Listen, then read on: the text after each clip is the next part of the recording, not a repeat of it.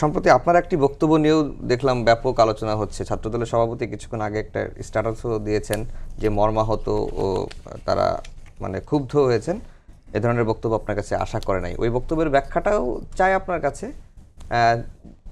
সেই টকশোর কথা যদি বলি, টু দ্য পয়েন্টে একটা টকশোতে আপনি যেটি বলেছেন, তারা যেটি কোট করেছে, দ্য ডিসেন্ট ফ্যাক্ট চেক করে, বাংলাদেশ পুলিশের কাছে স্নাইপার ছিল না, বাংলাদেশে স্নাইপার নাই। এ ধরনের বক্তব্য নিয়ে আলোচনা হচ্ছে। বেসিক্যালি একটু জানতে চাই আপনার কাছে ব্যাখ্যাটা এবং জুলাই গণঅভ্যুত্থানের চেতনাকে আসলে ম্রিয়মাণ হয়ে যাচ্ছে। যারা শুনছেন তাদের আমার শুভেচ্ছা, আমার সহ আলোচক বৃন্দকে শুভেচ্ছা।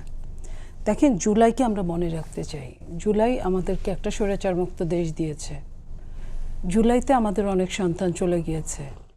এটা আমি যেহেতু জুলাইতে আমি নিজেও একজন সরাসরি আমি কাজ করেছি, তো আমাকে এটা শিখিয়ে দিতে হবে না।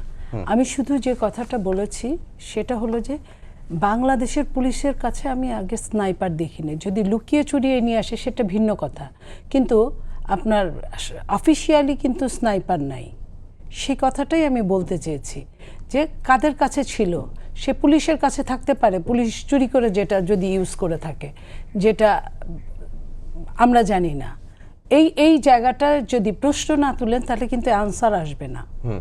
আমি কালকে 2-3টা টকশোতে এই উপলক্ষে গিয়েছি এবং সবগুলোতেই আমার কিন্তু হৃদয়ের হাহাকারটা ওইখানে তাদের জন্য, যারা আহত হয়েছে, যারা নিহত হয়েছে, যারা অনেকেই, যে এত বেশি মানুষ ছিল যে অনেকেই অনেকেই চেনে নাই। যেটা আমরা 90-তে যে আন্দোলন করেছি, আমরা কিন্তু আমাদেরকে চিনতাম, তখন বিশ্ববিদ্যালয়ে আমরা কাজ করেছি, তখন চিনতাম। বাট এই কথাটা আমি জাস্ট বলতে চেয়েছিলাম যে স্নাইপার যেহেতু বাংলাদেশে ছিল না, মানে সাংবিধানিক অফিসিয়ালি, সেটা আসলো কিভাবে আসলো, এটা 2 বছরে কিন্তু আমরা উদ্ঘাটন করতে পারি, বা এটা তো উদ্ঘাটন হওয়া দরকার।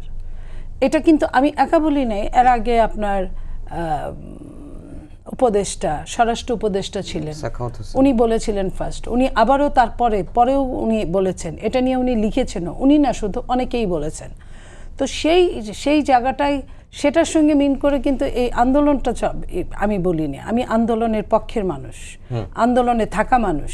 আন্দোলনে আমি 5 তারিখের আগের দিন রাত পর্যন্ত আমি তর্ক করেছি, আমি আমার যুক্তি উপস্থাপন করেছি, এবং একটা স্বৈরাচারের পতন হয়েছে, এটা নো ডাউট, ফ্যাসিস্টের পতন হয়েছে নো ডাউট। বাট কিভাবে আমাদের সন্তানরা চলে গেল, সেই প্রশ্নের মুখোমুখি আমার নিজের জিজ্ঞাসা থেকে আমি এই কথাটা বলেছি।